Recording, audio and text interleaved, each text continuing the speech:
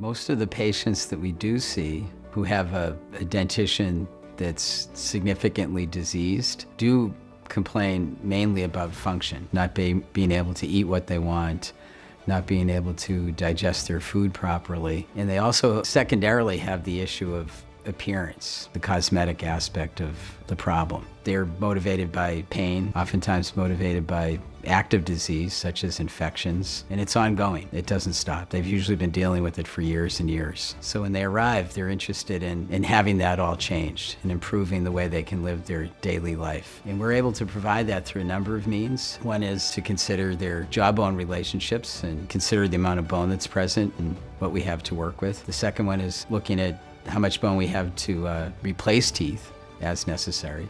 And oftentimes we're replacing all of their teeth.